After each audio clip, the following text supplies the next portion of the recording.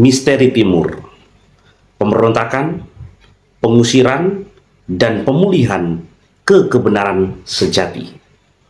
Video ini akan mengungkap rahasia besar di dalam kitab suci tentang arah timur. Mengapa setiap pemberontakan selalu ke timur? Dan bagaimana pemulihan sejati hanya ada di dalam nama kudus Yahweh dan korban sempurna yang digenapi dalam Adonai Yeshua HaMashiach. Dengarkan baik-baik, karena ini adalah kebenaran yang telah lama disembunyikan. Kita akan sama-sama belajar bagaimana kebenaran awal mula segala sesuatu.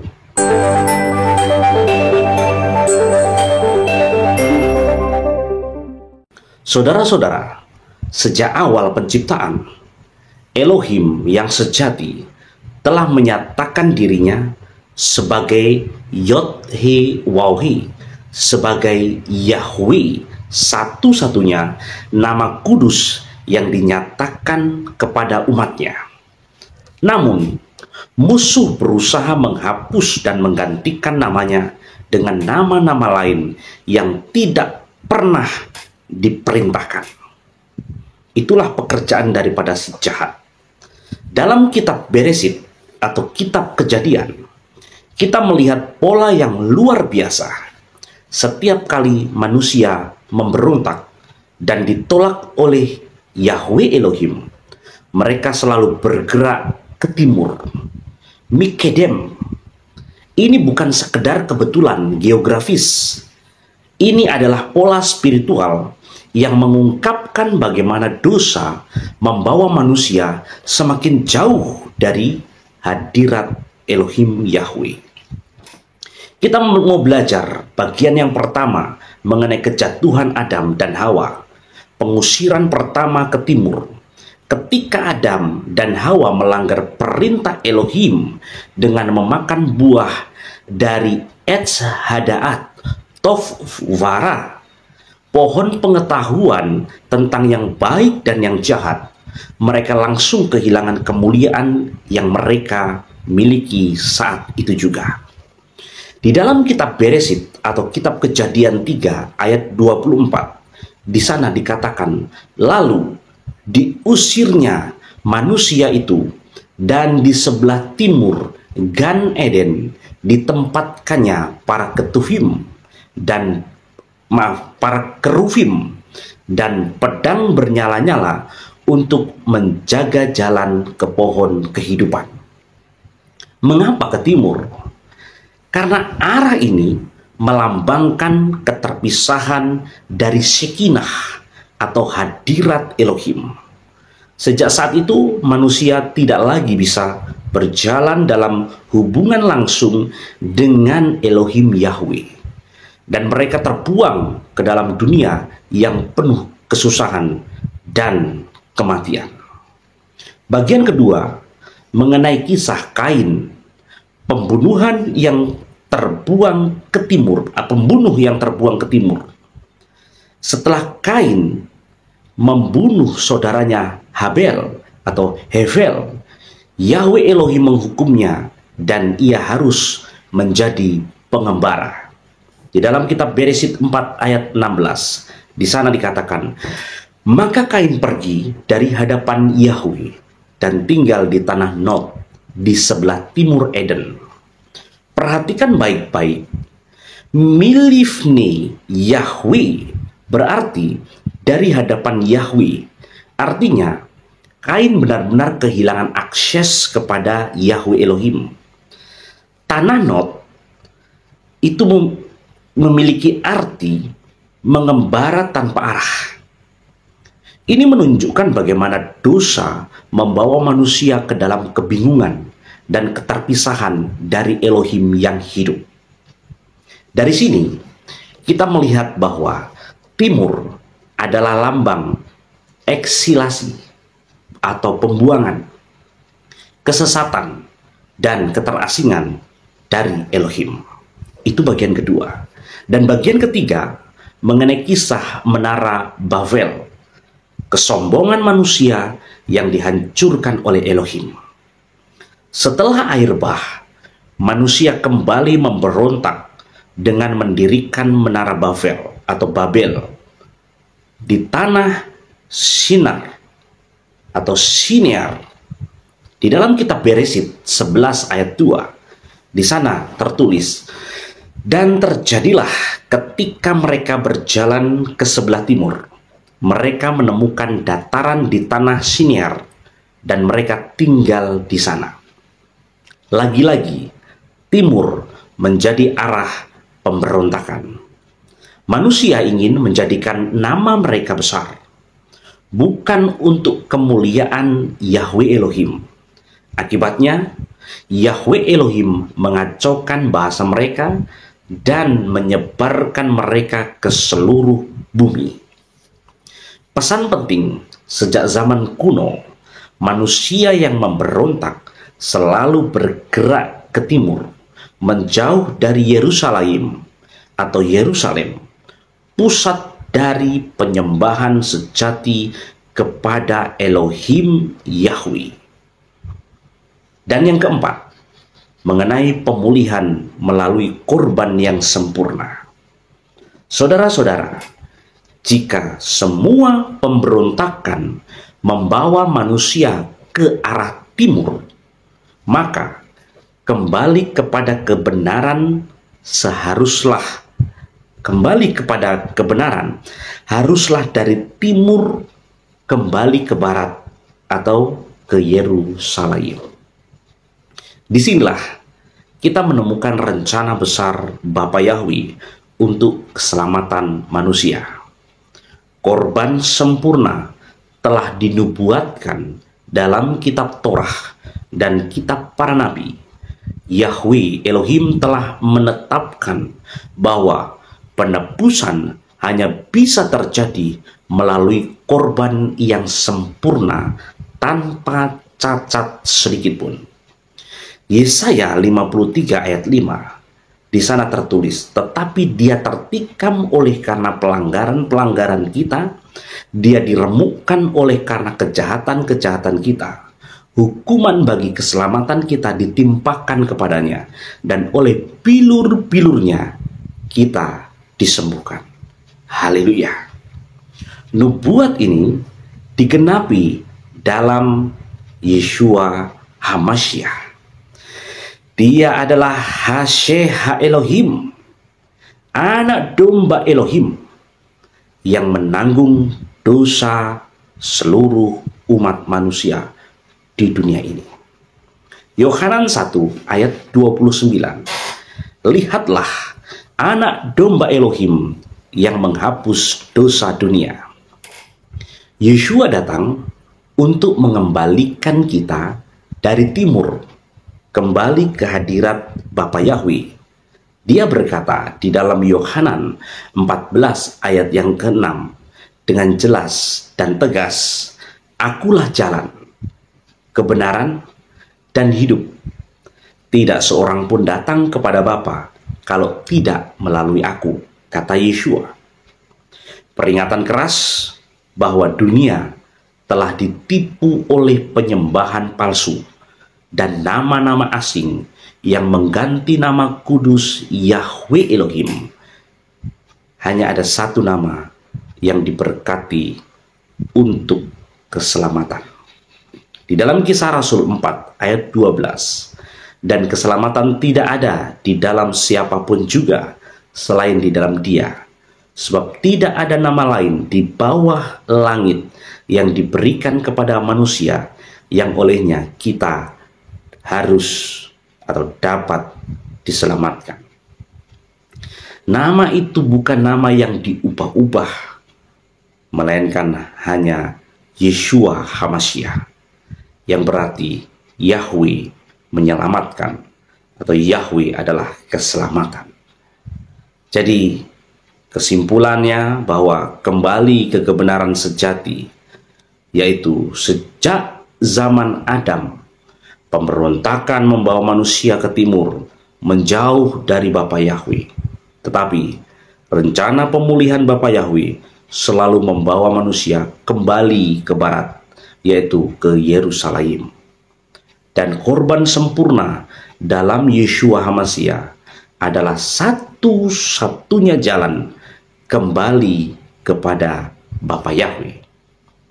Sekaranglah waktunya meninggalkan penyembahan palsu dan kembali ke nama kudus Yahweh Elohim dan Yeshua HaMashiach.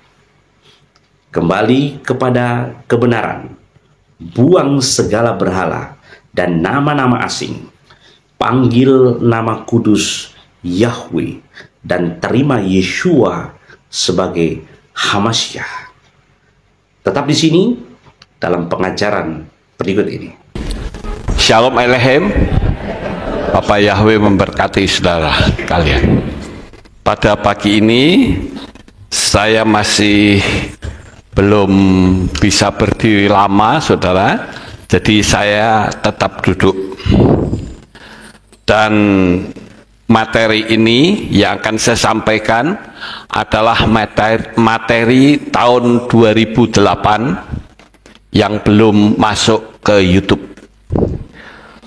Jadi 17 tahun yang lalu.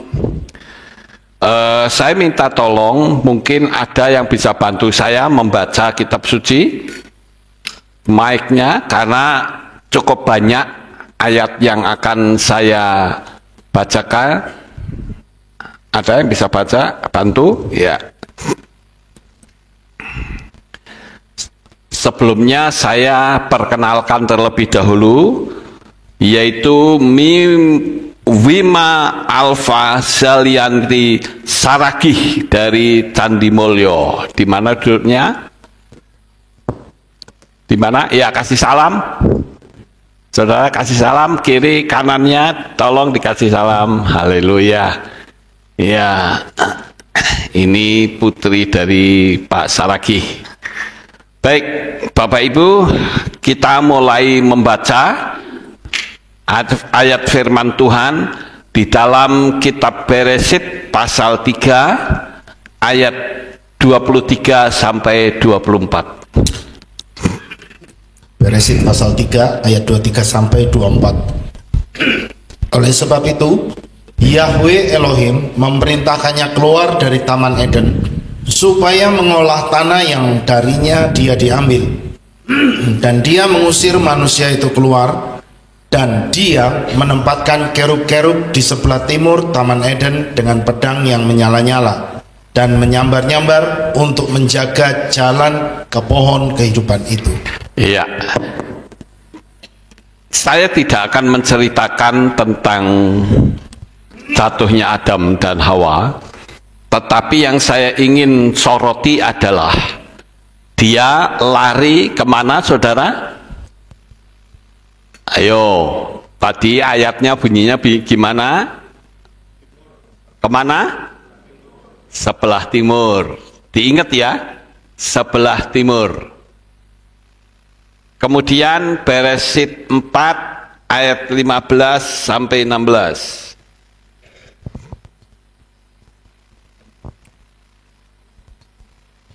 Dan dalam hal ini berfirmanlah Yahweh, sesungguhnya setiap orang yang membunuh Kain, dia akan dibalas 7 kali lipat. Dan Yahweh memberi tanda kepada Kain, supaya tidak seorang pun yang menjumpainya akan membunuhnya. Dan Kain pergi dari hadapan Yahweh dan menetap di tanah Nod di sebelah timur Eden. Nah, kemana saudara? Ke timur lagi. Tadi sudah melarikan Adam dan Hawa, sudah melarikan diri ke timur. Sekarang putranya juga begitu, saudara, larinya ke timur. Ya, saudara perhatikan kata timur ini.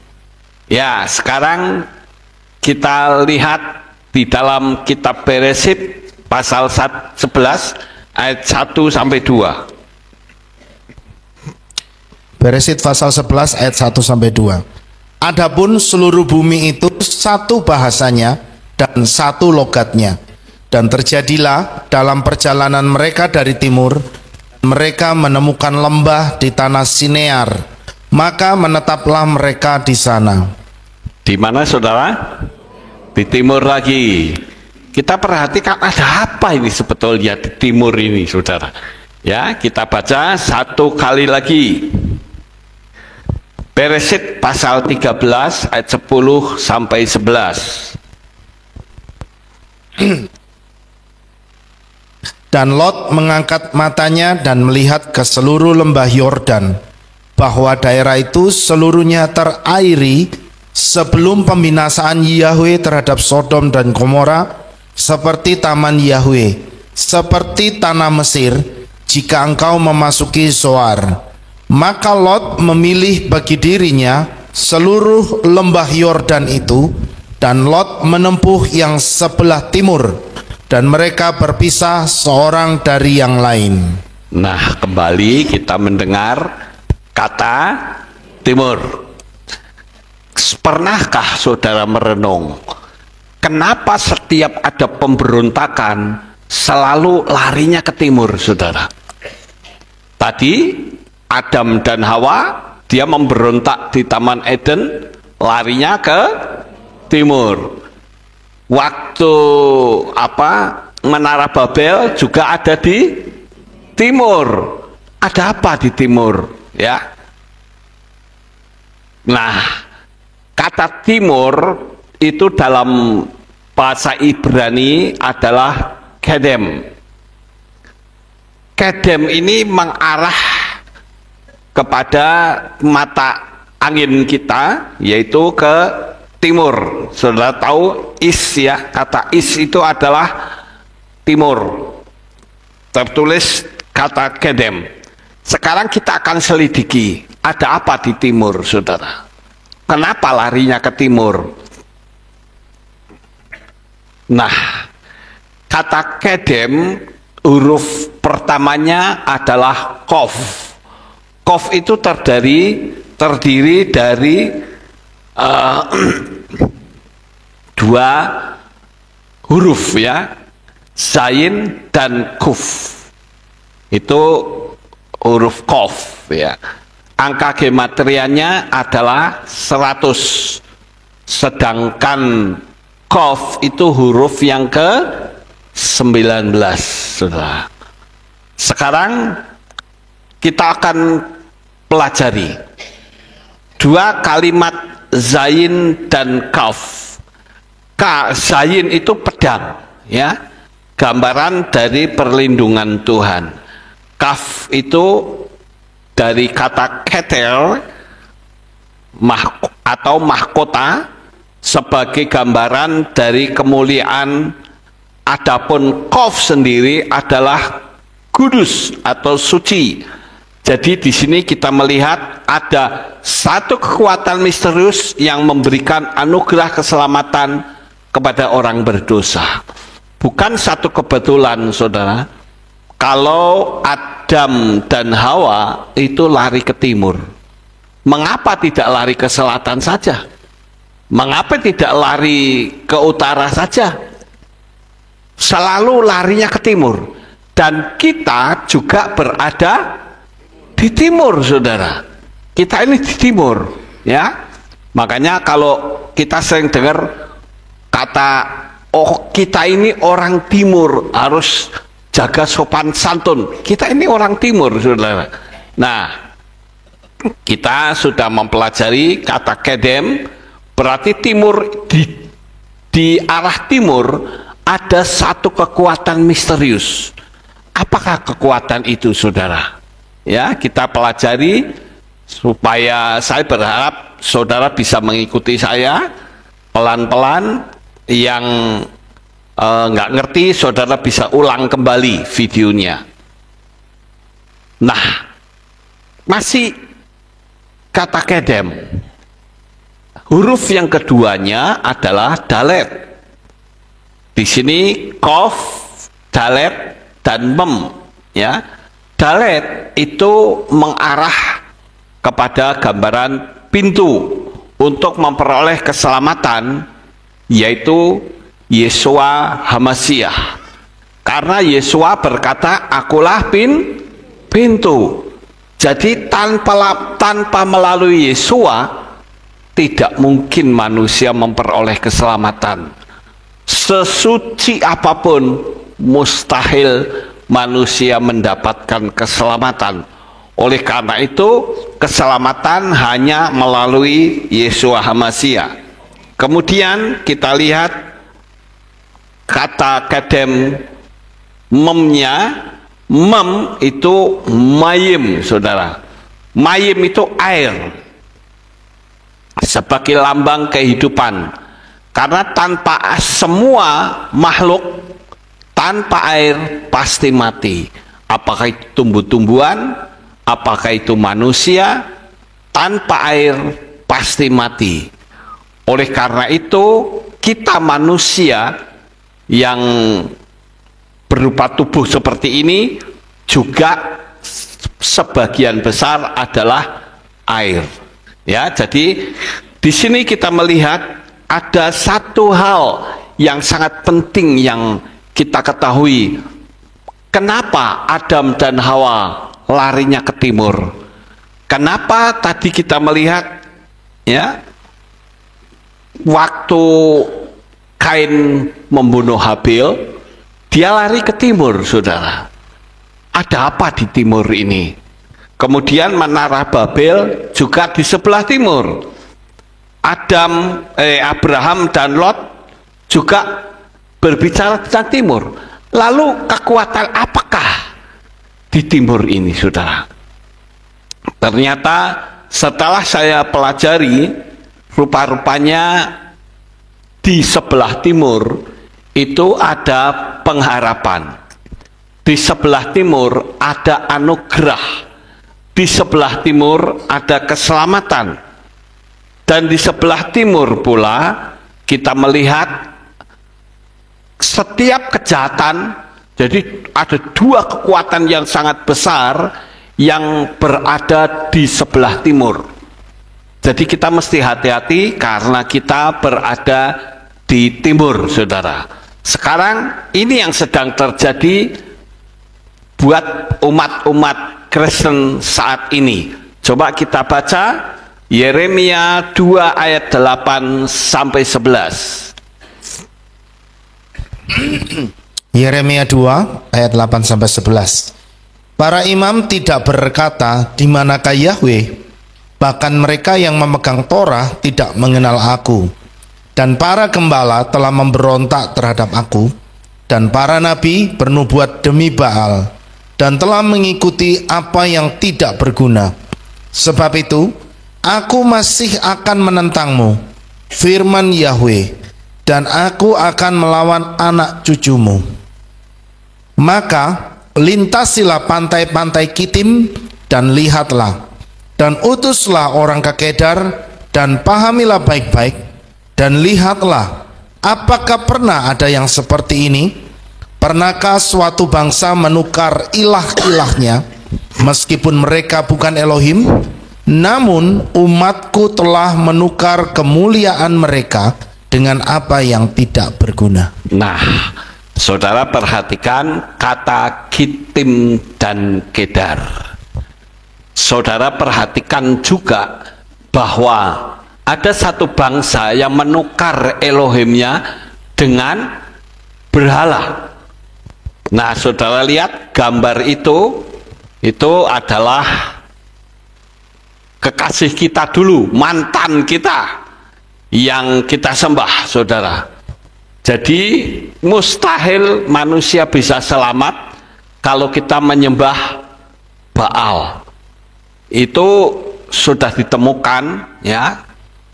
Sebetulnya ada banyak sekali fotonya. Saya menemukan ada beberapa hal, tapi kalau saya keluarkan semua pasti ada yang tersinggung. Jadi saya keluarkan satu saja. Ini kekasih kita. Jadi tangannya itu di kanan semua, saudara. Dan tangannya itu tidak ada kirinya, kanan semua. Ya, jadi itulah fotonya. Sekarang saudara perhatikan kata Kedar. kita baca terlebih dahulu ya. Beresit 25 ayat 13. Dan inilah nama-nama anak Ismail sesuai nama-nama mereka menurut silsilah mereka: Nebayot anak sulung Ismail, dan Kedar dan Abdil dan Mibsam. Ya, keturunannya siapa saudara? Nah, kita menyebutnya kaum Kedar ya.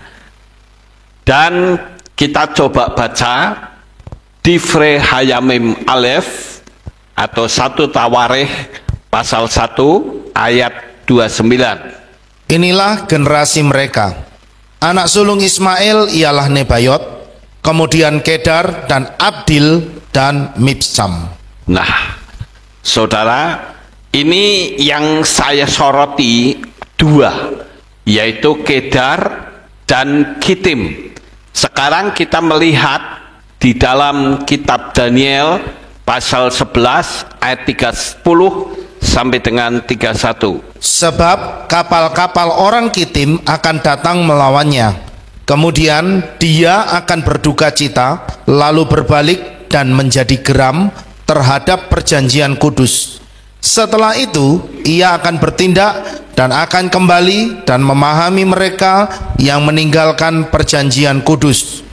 Kekuatan akan muncul daripadanya, dan mereka akan menajiskan tempat kudus, benteng itu, dan akan menghapuskan kurban terus-menerus yang telah ditetapkan. Mereka akan menegakkan kekejian yang membinasakan. Menegakkan kekejian. Bukan cuman itu, 2 keturunan ini, Kedar dan Kitim, itu sangat berbahaya, saudara. Mereka adalah spirit di mana orang yang ikut mereka itu gampang sekali tersinggung, saudara. Jangan heran jikalau mereka diusik, mereka akan tersinggung, mereka akan ngamuk, dan mereka akan melakukan demo berjilid-jilid. Bukan cuman itu, mungkin orang yang menghinanya sedikit saja akan berurusan dengan polisi. Dan anehnya, polisinya itu hanya menangkap non mereka, saudara. Ini aneh sekali ya. Ada apa sebetulnya? Karena dari sononya spiritnya sudah seperti itu. Kita sebagai manusia harus hati-hati. Makanya saya katakan kepada saudara sekalian, ya, sebelum kita percaya kepada Bapa Yahweh, itulah kekasih kita, saudara, yang sedang berada diberdirikan. Itu kekasih kita dulu, di mana kita menyembahnya, kita panggil sebagai Bapa, kita memuliakannya tiap malam, tiap pagi. Makanya saya bilang kita harus menghindari nama dari kekasih kita yang lama. Ya. Nah, sekarang saudara perhatikan spiritnya. Nah, coba saudara baca di dalam kitab Beresit atau Kejadian pasal 21 ayat 9. Dan Sarah melihat Hagar, orang Mesir yang telah melahirkan bagi Abraham, sedang mengolok-olok. Nah, sekarang perhatikan, ini ada salah penterjemahan di kitab LAI. Coba baca kitab LAI. Kejadian atau Beresit 21 ayat 9. Pada waktu itu Sarah melihat bahwa anak yang dilahirkan Hagar, perempuan Mesir itu bagi Abraham, sedang main dengan Ishak anaknya sendiri. Sedang apa, saudara? Main. Tapi kalau kita melihat di dalam teks terjemahan ILT sudah diperbaiki. Tadi saya membaca di ILT sudah sama dengan teks berbahasa Ibrani, yaitu kata diambil dari kata mocking. Mocking itu mengolok-olok, ya. Mocking itu menghina. Mocking itu pelecehan, saudara.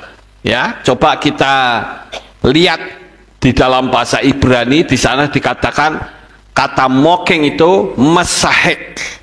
Mesahek itu adalah penghinaan, saudara.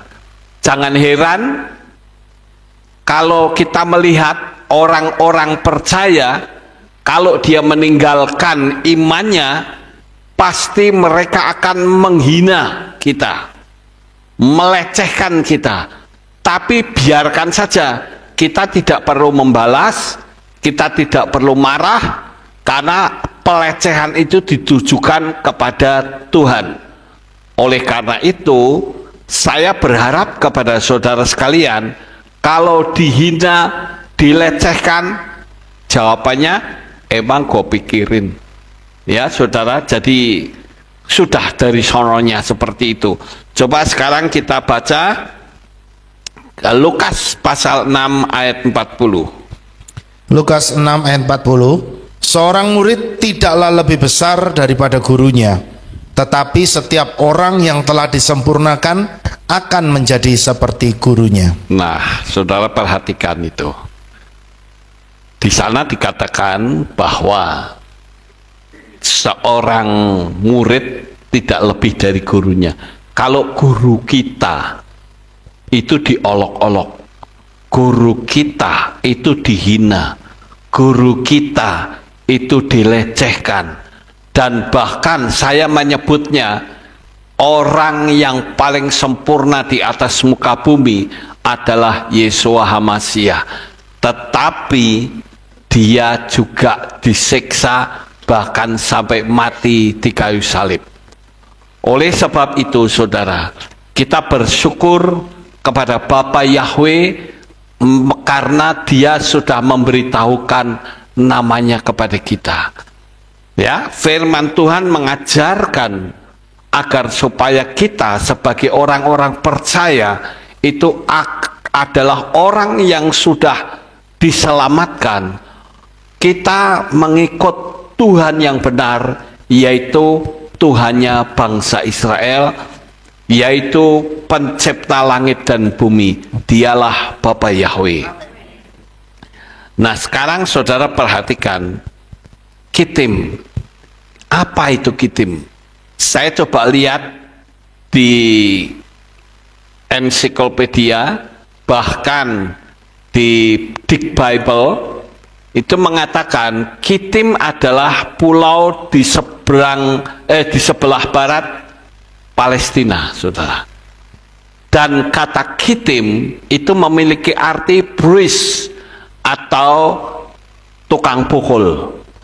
Spirit ini masih ada, yaitu dengan memukul, saudara. Memukul apa, saudara? Macam-macam. Ada yang memukul keuangan saudara, ada yang memukul kekecewaan saudara, ada yang memukul studi saudara, karier saudara. Kita tentu tahu bahwa spirit Kitim itu masih bergerak saat ini, supaya orang-orang yang memanggil nama Bapa Yahweh menjadi tidak lagi memanggil. Seperti kita ketahui bahwa melalui pengajaran yang salah, kita melihat ada yang memanggil nama Yahweh dengan Hashem. Hashem itu sebetulnya panggilan Hashem itu kurang ajar, saudara. Ya, contoh misalnya menantu saya memanggil saya itu bapak itu, gitu. Kira-kira kurang ajar enggak, saudara? Kurang ajar, ya. Oleh karena itu, panggillah dengan nama yang benar. Karena di dalam kitab 1 Tawarikh atau Divrei Hayamim Aleph pasal 16 ayat 8 itu menceritakan kita hodu la Yahweh kerubismu, bersyukurlah kepada Yahweh panggillah namanya. Mazmur 105 ayat 1 dan Yesaya 12 ayat 4 sama, saudara. Disuruh memanggil. Kok sekarang memanggilnya dengan panggilan Hashem? Lah untuk apa, saudara? Ada lagi yang manggilnya Adonai. Padahal kitab suci kita menyuruh memanggil. Ada yang berkata begini, saudara. Setelah saya pelajari, saya merasa betul-betul tidak layak untuk memanggil nama Bapa. Jadi saya panggil Hashem. Itu sebetulnya indikatornya bukan firman, ya, tetapi indikatornya adalah hati. Sehingga ketika hatinya berkata, aku merasakan memanggil nama Bapa itu kok rasanya seperti kurang ajar.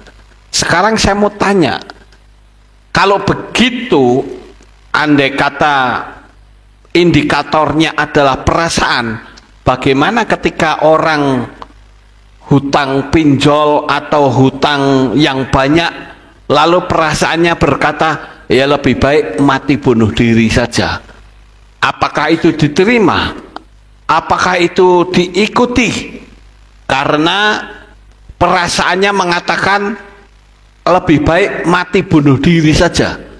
Sedangkan firman mengajarkan kepada kita untuk kita tidak boleh mati bunuh diri. Mati bunuh diri itu sebagai apa namanya, pembunuh, saudara. Jadi yang harus kita ikuti adalah firman. Sekalipun hati kita merasa tidak layak, karena firman nyuruhnya memanggil, kok kita sekarang nggak panggil? Lalu indikatornya apa? Ya, ada orang-orang yang seperti itu, termasuk orang Yahudi, saudara. Kalau kita berkata, aku mau ikuti orang Yahudi, kan ada, saudara, orang yang ngomong, aku nggak panggil nama, aku mau panggil Hashem atau Adonai saja. Sedangkan orang Yahudi saja nggak berani. Siapa kita? Oh iya ya, bener juga ya, ayo kita panggil Hashem, yuk kita panggil Adonai. Itu sudah tidak sesuai dengan firman, ya. Apakah kita akan mengikuti itu? Lalu kita berdalih, Tuhan itu kan tahu hati kita, Tuhan itu kan tahu pikiran kita. Sekalipun mulut kita panggil nama sesembahan asing, yang penting pikiran hati kita tertuju kepada nama Yahweh. Sekarang saya mau tanya, bisakah Yahweh dipanggil genderuwo, saudara? Enggak mungkin bisa. Sekalipun saudara berdalih, ya yang penting kan apa, pikiran kita tertuju kepadanya, mulut kita tertuju kepadanya, tapi enggak bisa seperti itu, saudara. Makanya saya sering mengatakan, kalau saja peristiwa Raja Nebukadnezar, ada 3 pemuda, Hananya, Misael, Azaria, 3 tokoh yang hebat ini, mereka memanggil nama Yahweh, disuruh sujud sekali saja tidak mau. Kalau di situ ada pendeta, pasti akan berkata, mbok sujud sih, paling 1 menit, nanti kalau sudah kan minta ampun. Dia kan maha pengampun. Betul, saudara? Dia maha pengampun? Betul. Ya sudah, sembah saja. Mau nyembah setan kayak mau nyembah apa tuyul kayak nggak apa-apa. Yang penting setelah itu minta ampun. Apakah bisa seperti itu? Nggak bisa. Kita harus tunjukkan iman kita. Ya, jangan lalu dumeh Tuhan itu tahu hati kita, Tuhan tahu pikiran kita, lalu firman itu dipelintir, saudara. Sama seperti kata kitim yang berarti bruis atau tukang pukul. Apakah mereka mengancam lalu kita memanggil nama sesembahan asing? No way. Ya, nggak bisa seperti itu, saudara. Kita harus tunjukkan bahwa kita itu adalah anak-anak dari Bapa Yahweh. Jangan kita mengikuti arus yang sedang terjadi. Nah, coba sekarang kita lihat, saudara. Kita masih berada di timur, di dalam kitab Yehezkiel pasal 43 ayat 1 sampai dengan ayat yang keempat. Kita akan baca bersama. Dan dia memimpinku ke gerbang yang menghadap ke arah timur. Dan lihatlah, kemuliaan Elohim Israel datang dari arah sebelah timur. Suaranya seperti suara air yang bergemuruh, dan bumi bersinar karena kemuliaannya. Dan sebagaimana tampilan dari tampilan yang telah aku lihat adalah seperti tampilan yang telah aku lihat ketika aku datang untuk menghancurkan kota itu, dan tampilan-tampilan seperti tampilan yang telah aku lihat di tepi sungai Kebar, maka aku tersungkur pada wajahku. Kemuliaan Yahweh masuk ke dalam bait itu melalui jalan ke gerbang yang mukanya ke arah timur. Nah, sekarang kita tahu dari ayat ini, ya, khususnya ayat 1, 2, 3, 4 itu ada anugerah datang dari sebelah timur. Ya, di ayat yang keempat dikatakan kemuliaan Yahweh masuk ke bait itu melalui jalan ke gerbang yang mukanya ke arah timur, saudara. Jadi kita orang Indonesia itu mendapatkan anugerah dari Bapa Yahweh. Amin. Sekarang saudara lihat, nama Bapa Yahweh mulai berkumandang di seluruh alam jagat raya. Dimulai dari mana? Dari Indonesia, saudara. Ya, saya bersyukur Tuhan pakai saya, orang kedua setelah Pak Dr. Suradi bin Abraham.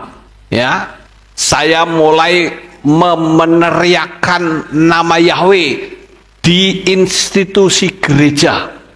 Sebelum saya ada banyak sekali yang memanggil nama Yahweh, tapi mereka tidak berani untuk menyuarakannya, saudara.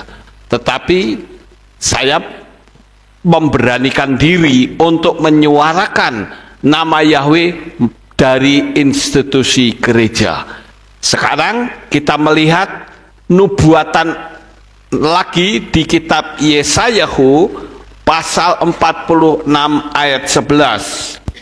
Yang memanggil seekor burung pemangsa dari timur, orang yang menggenapkan rancanganku dari negeri yang jauh.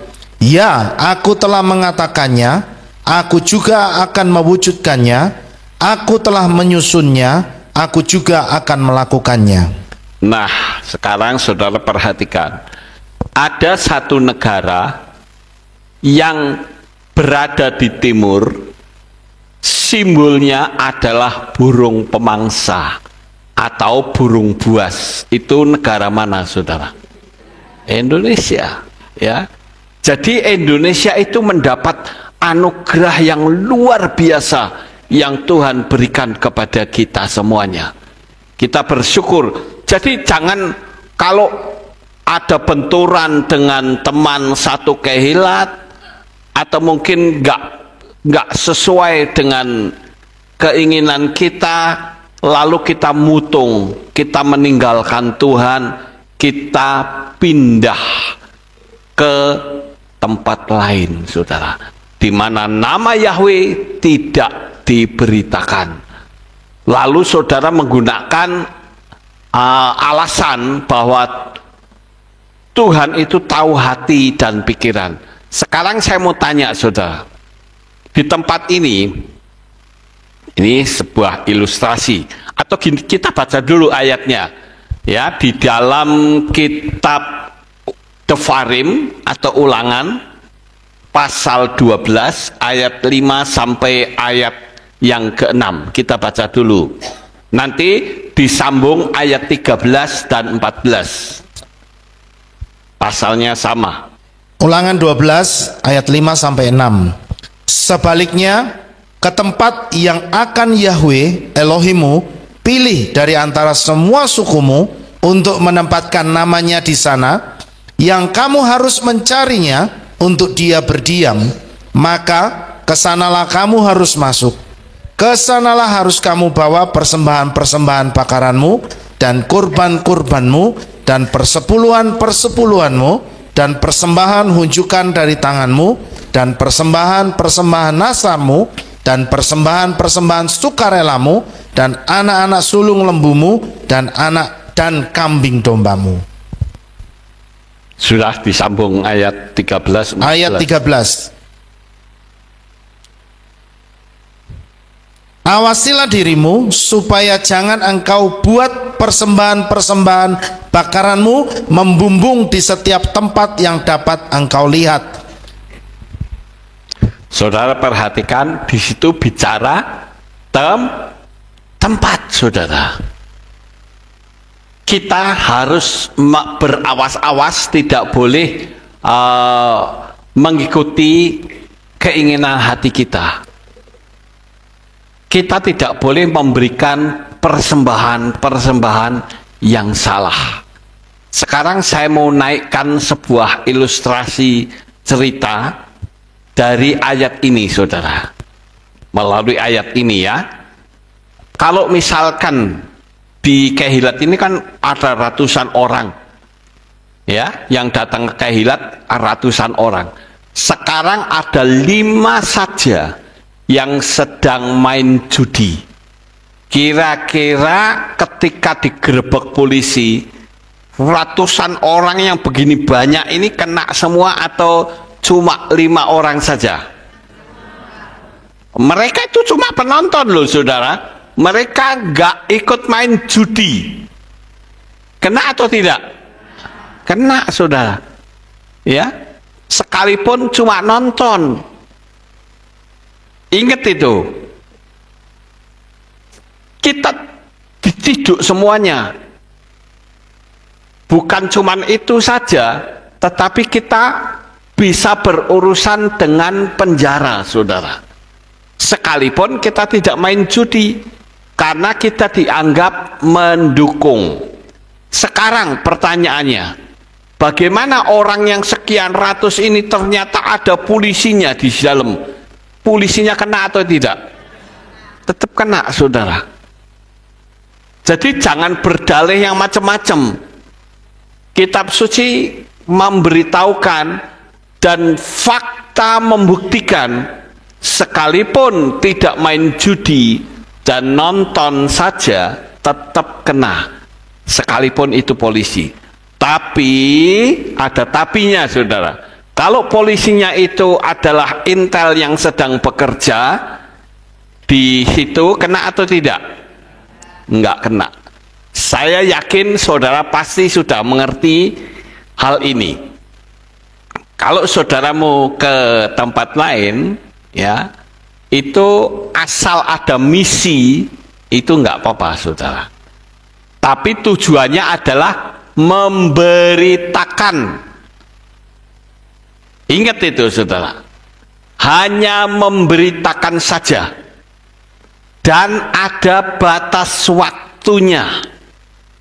Itu namanya memberitakan. Kalau enggak ada batas waktunya, berarti saudara ikut bergabung. Dan itu bersalah di hadapan Tuhan. Ilustrasi kedua, ya. Pada waktu dulu, tahun 65, ya, ada peristiwa yang cukup tragis, pemberontakan PKI, saudara. PKI itu ada yang namanya Baperki, itu subpartainya.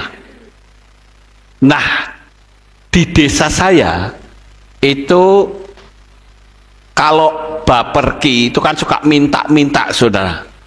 Minta-minta kepada orang-orang Chinese. Ada yang nyumbang 50 rupiah, ada yang nyumbang 100 rupiah, ada yang nyumbang 300 rupiah. Itu pada waktu PKI diilegalkan, ya, dihancurkan oleh negara Indonesia, tidak boleh menjadi partai terlarang, maka listnya itu kena ke tangan aparat, saudara. Nah, pada zaman dahulu, ya, itu orang yang namanya tercantum di dalam list tersebut itu didatengin sama aparat, saudara. Saudara ikut nyumbang berarti saudara ikut mendukung. Sekarang ikut kami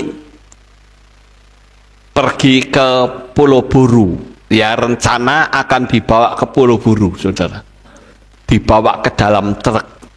Lalu ada yang beralasan begini, saya ini kan anggota partai A, anggota partai B. Lalu aparat itu mengatakan bahwa Anda itu termasuk pengkhianat partai. Kenapa disebut pengkhianat partai? Karena partainya A kok nyumbang PKI, saudara. Berarti Anda itu menjadi pendukungnya. Maka saudara harus ikut saya naik truk. Saya mendengar itu akan dibawa ke Pulau Buru, tapi ternyata di tengah jalan disembelih, saudara. Disembelih di tengah jalan, dilemparin ke dalam sungai. Jadi kalau begitu jangan main-main soal nama, ya.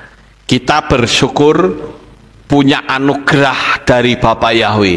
Saya menganjurkan kalau saudara mau pindah, saya tidak keberatan, wong saya di sini tidak mencari pengikut, saudara. Pengikutnya adalah milik Bapak Yahweh. Kalau saudara mau pindah, pindahlah ke tempat pengagung Bapak Yahweh. Ya, itu baru benar, saudara.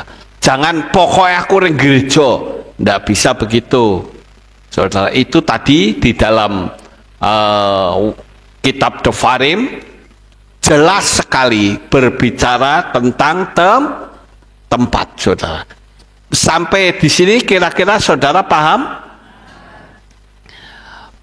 Bisakah saudara mengikuti apa yang saya ucapkan? Bisa. Sekarang kita akan melihat di dalam kitab Maleakhi pasal 1 ayat 11. Kitab Maleakhi pasal 1 ayat 11. Sebab dari timur sampai ke barat namaku akan menjadi besar di antara bangsa-bangsa, dan di segala tempat akan dibawa dupa bagi namaku dan persembahan sajian yang murni. Sebab besarlah namaku di antara bangsa-bangsa. Yahweh Sebaot berfirman. Nah, saudara, kita kembali melihat kata timur di situ. Sebab dari timur ke barat namaku akan menjadi besar. Jadi kita bisa ketahui bahwa kita yang tinggal di Indonesia itu mendapatkan anugerah. Sekarang kita membaca untuk membuktikan atau mengingat bahwa ini adalah nubuatan untuk Indonesia, yaitu di dalam kitab Yesayahu pasal 42 ayat 10 sampai ayat 13. Nyanyikanlah nyanyian baru bagi Yahweh, yang membawa pujiannya dari ujung bumi ke dalam laut dan isinya. ke pesisir-pesisir dan yang mendiaminya. Biarlah padang gurun dan kota-kotanya, tempat orang Kedar berdiam, mengangkat suara. Biarlah penghuni-penghuni bukit cadas bersorak-sorai, dari puncak gunung-gunung biarlah mereka berteriak. Mereka memberikan kemuliaan bagi Yahweh, dan biarlah pulau-pulau mengumandangkan pujiannya. Yahweh keluar sebagai pahlawan, dan dia akan membangkitkan semangatnya seperti seorang pejuang. Dia akan berseru, ya, mengaum atas musuh-musuhnya. Dia akan bertindak perkasa. Nah, saudara perhatikan di dalam kitab Yesayahu ini bahwa itu sedang menubuatkan tentang Indonesia. Memang di situ tidak ada kalimat Indonesia, tapi kita tahu bahwa negara kepulauan terbesar di dunia ini ada di mana? Indonesia, saudara. Dan sekarang yang kota-kotanya didiami Kedar, di mana? Di Indonesia. Kota-kotanya itu banyak didiami oleh kaum Kedar, keturunan Ismail, saudara. Itu bicara Indonesia. Kita bersyukur kita mendapatkan anugerah yang sangat luar biasa yang Tuhan berikan kepada kita, bahwa kita bisa memanggil nama kudus Bapa Yahweh. Jadi jangan sampai kita meninggalkannya oleh karena hanya soal materi, hanya karena soal pasangan hidup, hanya karena soal bisnis. Jangan sampai, saudara. Ada ayat firman Tuhan yang mengatakan, apalah artinya kita memperoleh harta seisi dunia, seisinya, kalau jiwa kita binasa. Saya bersyukur, saudara, tantangan-tantangan yang saya hadapi karena memanggil nama Yahweh sekarang sudah mulai, ya istilahnya sudah berakhir. Artinya apa? Tidak seperti dulu awal-awal, itu berat sekali. Sekarang di mana-mana orang sudah memanggil nama Yahweh, panggil nama Yeshua HaMashiach. Jadi sudah tidak seperti dulu, saudara. Oleh karena itu saya menghimbau kepada saudara, tetapkan nama Bapa tinggal di dalam hati saudara sekalian, ya. Nah, ada nubuatan keselamatan terhadap orang Kedar. Saudara tahu bahwa tadi, ya, di dalam kitab suci dikatakan, nyanyikanlah nyanyian baru bagi Yahweh. Ternyata orang-orang Kedar itu bertobatnya langsung dijamah oleh Tuhan, kebanyakan tidak melalui penginjilan, saudara. Penginjilan itu sangat sedikit sekali mendapatkan jiwa-jiwa, tetapi langsung ke hati mereka. Yahweh di dalam Yeshua HaMashiach menyelamatkan orang-orang Kedar itu langsung ke hati mereka melalui pujian, saudara. Ya, di channel YouTube saya menemukan ada orang-orang Kedar, ya, keturunannya Ismail yang bertobat. Itu karena apa? Nyanyian, saudara. Nah, sekarang ada nubuatan. Kita baca Yesaya 60 ayat 1 sampai ayat 7. Bangkitlah, menjadi teranglah, karena terangmu telah datang, dan kemuliaan Yahweh telah bangkit atasmu. Sebab lihatlah, kegelapan akan menutupi bumi, dan awan gelap menutupi bangsa-bangsa. Namun Yahweh akan bangkit atasmu, dan kemuliaannya akan terlihat di atasmu. Dan bangsa-bangsa akan datang kepada terangmu, dan raja-raja ke arah cahaya fajarmu. Angkatlah matamu dan lihatlah ke sekelilingmu, mereka semua telah dikumpulkan, mereka datang kepadamu. Anak-anak lelakimu akan datang dari jauh, dan anak-anak perempuanmu akan didukung di gendongan. Pada waktu itu kamu akan melihat dan berseri-seri, dan hatimu akan menjadi kagum dan lega, karena kelimpahan lautan akan dikembalikan kepadamu, kekayaan bangsa-bangsa akan datang kepadamu. Sejumlah besar unta akan menutupimu, unta-unta muda dari Midian dan Eva. Semuanya itu akan datang dari Sheba. Mereka akan membawa emas dan kemenyan, dan mereka akan memberitakan kemasyhuran Yahweh. Semua kambing domba Kedar akan dikumpulkan bagimu, domba-domba jantan Nebayot akan melayanimu. Mereka akan mempersembahkan yang berkenan di mezbahku, dan aku akan memuliakan bait kemuliaanku. Nah, saudara, di dalam ayat ini diceritakan tentang orang Kedar yang akan dipakai oleh Tuhan untuk kemuliaan apa tadi? Kemuliaan namanya. Kekayaan bangsa-bangsa akan pindah kepadamu. Saya mempercayai bahwa kekayaan bangsa-bangsa akan pindah kepada kita dari kaum Kedar, saudara. Ya, dan bahkan banyak orang-orang Kedar yang nantinya akan lebih mempercayai kepada nama Bapa kita Yahweh ketimbang orang-orang Kristen keturunan, saudara. Cukup mengerikan kalau saya membaca dari ayat-ayat ini bahwa sebetulnya seharusnya orang-orang percaya, kaum-kaum teolog memanggil nama kudus Bapa Yahweh, tapi kenyataannya mereka tidak. Maka tadi kan dikatakan di awal-awal, ya, imam-imam tidak bertanya tentang siapa nama Tuhan. Bahkan mereka memanggil kepada Baal. Apakah itu tidak mengerikan, saudara? Kok memanggil kepada Baal? Itu sama persis seperti apa yang tertulis dan keberadaan yang ada seperti sekarang ini.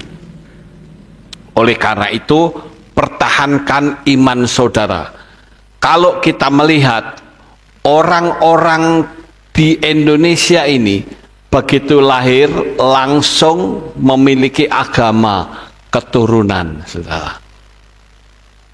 Tetapi dengan bertumbuhnya mereka menjadi besar, menjadi dewasa, mereka tahu sekarang bahwa nama yang kudus, nama yang benar adalah nama Yahweh. Sangat disayangkan sekali kalau sekarang mereka yang sudah katanya bertobat, ya, yang disebut murtad, mereka masih memanggil nama lain, nama asing yang bukan dari Israel, saudara. Kita berdoa supaya mereka bisa mengenal nama Bapa yang sebenarnya, sehingga orang-orang itu keselamatannya mutlak mereka dapatkan, ya. Tidak mereka mengikuti orang-orang yang mengatakan udah nggak apa-apa, dari dulu juga ada mujizat. Kalau bicara tentang mujizat sebagai indikator kebenaran, ahli sihir juga bisa bikin mujizat, saudara. Ya, bagaimana dengan para pemimpin gereja? Tahukah spirit ini? Nah, ini spiritnya hampir sama, saudara. Saya tunjukkan tentang Satanic Bible. Satanic Bible itu buatannya Anton Sander LaVey, dan di dalamnya itu ada seperti ini: Satanism uses many labels. Jadi artinya setan itu bisa dipanggil apa saja. Sekarang banyak pendeta yang mengatakan Yahweh mau dipanggil apa juga dia mau kok. Yang penting hati dan pikiran kita seperti itu. Apakah benar? Buat apa mereka sekolah teologi bertahun-tahun kalau cuma dapatnya Yahweh dipanggil apa saja mau? Ini mengerikan, saudara. Di dalam Satanic Bible itu diceritakan tentang setan yang bersedia dipanggil apa saja. Itu mau diterapkan kepada Bapa Yahweh yang kudus. Enggak bisa seperti itu, ya. Oh, Bapak Yahweh itu dipanggil apa saja dia mau. Enggak bisa seperti itu. Dia harus dipanggil dengan nama yang kudus. Ada orang yang mengatakan bahkan hafal dengan doa Bapa kami. Ada di sini yang hafal doa Bapa kami? Ada? Ada. Bunyinya gimana? Bapa kami yang ada di sorga, dikuduskanlah nama. Apakah betul nama Bapa Yahweh dikuduskan kalau kita yang memanggilnya itu nama lain, nama asing, nama yang bukan dari Israel? Apakah itu bisa disebut nama yang dikuduskan? Enggak bisa, saudara. Nama yang kudus harus dipanggil dengan benar. Jadi, saudara, kita tahu bahwa keberadaan nama Yahweh itu harus diberitakan dan kekal selama-lamanya. Tidak boleh lalu ya orang Yahudi panggilnya Hashem, kita ikutin saja. Kenapa pada waktu orang Yahudi menyalibkan Yesua, kita tidak menyalibkan Yesua?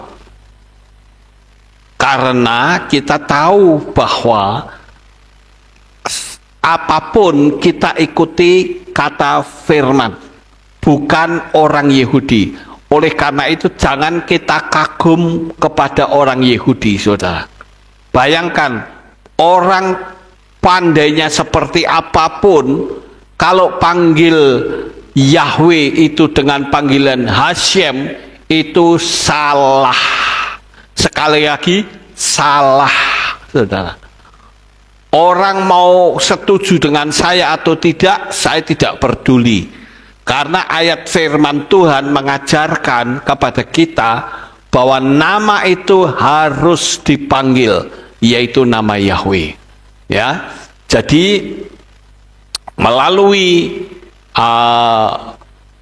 khotbah pada pagi hari ini tentang kata timur, ya. Biasanya orang-orang yang memberontak mesti lari ke timur, tapi Tuhan sudah mencegat di sana. Tuhan sudah menganugerahkan keselamatan di sana. Kita juga berada di timur, kita mendapatkan anugerah keselamatan dari Bapa Yahweh. Oleh karena itu, saya sekali lagi memberitahu kepada saudara sekalian agar supaya tetap teguh, jangan goyah, apapun yang terjadi, kita harus tetap panggil nama Bapa Yahweh. Perlu saudara ketahui, misi dan visi kita itu hanya sampai kepada rapture saja. Bolak-balik saya ngomong begini supaya saudara hafal, supaya saudara tercuci pikirannya, karena setelah rapture keselamatannya itu sulit sekali, saudara. Ada yang ngomong keselamatannya melalui darah sendiri. Mana bisa, saudara? Kalau diseksa 1 hari saja menyerah apa enggak? Menyerah. Berapa banyak maling-maling yang tidak mau mengaku, lalu dia disiksa di kantor polisi. Lalu kita melihat akhirnya maling itu mengakui. Bahkan yang tidak maling pun mengakui maling ketika dia mengalami siksaan. Enggak ada yang kuat. Padahal kitab suci sudah menulis dengan jelas bahwa setelah rapture itu akan ada siksaan yang maha berat, di mana maut lari meninggalkan manusia. Saya ingin kita rapture bersama-sama, saudara. Begitu juga dengan saudara yang mengikuti streaming ini. Saya tidak jemu-jemunya dalam doa saya selalu mengatakan, Tuhan selamatkan para subscriber yang sudah memanggil nama Yahweh, supaya mereka diselamatkan. Karena kalau mereka tidak diselamatkan, sengsaranya luar biasa. Ya, saudara punya uang berapapun akan berubah menjadi nol, saudara. Apakah saudara punya uang 1 juta triliun saudara bisa nikmati? Enggak bisa, saudara. Apakah saudara punya uang 1 miliar bisa nikmati? Tidak bisa. Semua keuangan saudara akan disita oleh mereka, kecuali bagi saudara yang mau menjadi anggota mereka. Tetapi dengan menjadi anggota mereka, maka saudara sudah masuk dalam kebinasaan. Oleh karena itu, saya menganjurkan agar waktu yang singkat ini pergunakan dengan sebaik-baiknya. Jangan sampai hanya karena materi saudara meninggalkan Tuhan. Ingat saudara, sekali lagi saya ingatkan kepada orang-orang yang mengikuti streaming saya, bahwa waktu yang pendek, waktu yang singkat ini pergunakan dengan sebaik-baiknya. Saudara punya properti sebanyak apapun, nggak bisa saudara tempati sendiri kalau sudah rapture. Dan pendeta-pendeta akan digeruduk sama jemaatnya sendiri kalau tidak ikut rapture, saudara. Mereka pasti akan berkata, kenapa kok kita tidak ikut rapture? Ya karena tidak memanggil nama Bapa yang benar. Oleh karena itu saya ingin agar supaya kita bisa sama-sama selamat, panggillah nama Yahweh dengan benar. Amin. Dan bukan cuman itu, tapi juga ikut termeterai, saudara. Dulu kita dibaptis dalam nama siapa?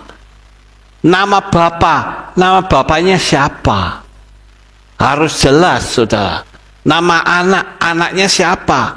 Ya, seperti orang berpikir Tritunggal atau 3 menjadi 1, itu kan sebuah pemikiran teologi yang super sesat. Karena Tuhan kita itu ehad, saudara.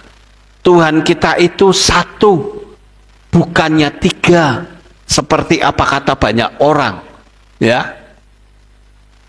Oleh karena itu, saya sebagai gembala menganjurkan, ayo kita setia kepada nama Bapa supaya kita bisa rapture bersama. Waktunya sudah tidak lama lagi, saudara. Ya, bagi saudara yang punya jabatan, pergunakan jabatan saudara untuk memuliakan nama Tuhan. Bagi saudara yang punya uang, pergunakan uang saudara untuk memasyurkan namanya. Karena waktu yang pendek dan singkat ini pergunakan dengan sebaik-baiknya. Sekali lagi, melalui materi ini saya ingin saudara sekalian bisa betul-betul mengikuti firman Tuhan, ya. Sebuah nubuatan itu sudah jelas. Indonesia mendapatkan anugerah, ya. Saya katakan kota-kota yang banyak didiami kaum Kedar, ya Indonesia, saudara. Bahkan orang Kedar terbesar di dunia itu ada di Indonesia, ya. Jadi saya ingin agar supaya saudara tetap bertahan sampai pada akhirnya. Amin buat firman Tuhan. Sukses besar untuk saudara. Bapak Yahweh memberkati. Kita tunduk kepala dan kita akan berdoa. Kembalilah ke kebenaran sejati. Saudara-saudara, sekarang kalian telah melihat kebenaran yang tersembunyi selama berabad-abad. Setiap pemberontakan membawa manusia ke timur, menjauh dari hadirat Yahweh Elohim, menjauh dari perjanjiannya, dan menjauh dari keselamatan yang sejati. Tetapi hari ini, panggilan dari Yerusalem, dari barat, dari takhta Yahweh Elohim, sedang menggema kembali. Di dalam kitab Yoel 2 ayat 32, di sana tertulis, dan akan terjadi, barang siapa yang berseru kepada nama Yahweh akan diselamatkan. Sekaranglah waktunya untuk kembali. Tinggalkan penyembahan palsu, kembali kepada nama kudus Yahweh Elohim, dan terimalah korban yang sempurna, tidak lain hanya satu, dan namanya satu, Yeshua HaMashiach. Yesaya 45 ayat 22 berkata, berpalinglah kepadaku dan diselamatkanlah, hai segala ujung bumi, sebab akulah Elohim yang tidak ada dan tidak ada yang lain. Ini bukan kebetulan. Jika kalian menonton video ini, Bapak Yahweh sedang memanggil kalian kembali. Jangan abaikan panggilan ini. Sebarkan kebenaran ini, bagikan video ini kepada saudara-saudara kalian, dan tinggalkan sistem yang telah menggantikan nama Yahweh dengan nama asing, nama palsu, nama yang di luar daripada kebenaran. Bersiaplah, karena pemulihan besar sedang terjadi. Matiyahu 24 ayat 27 berkata, sebab sebagaimana kilat yang memancar dari sebelah timur dan bersinar sampai ke barat, demikianlah kedatangan Anak Manusia. Yesua akan datang kembali. Apakah kita sudah siap untuk menyambut Dia dalam kebenaran sejati? Pertanyaan itu kembali dapat kita renungkan dalam pribadi kita. Shalom Aleichem. Bapak Yahweh memberkati kalian semua. Kembali kepadanya sebelum terlambat. Sampai jumpa di video berikutnya. Jangan lupa untuk like, share, dan subscribe agar lebih banyak orang yang menemukan kebenaran ini. Amin. Haleluya.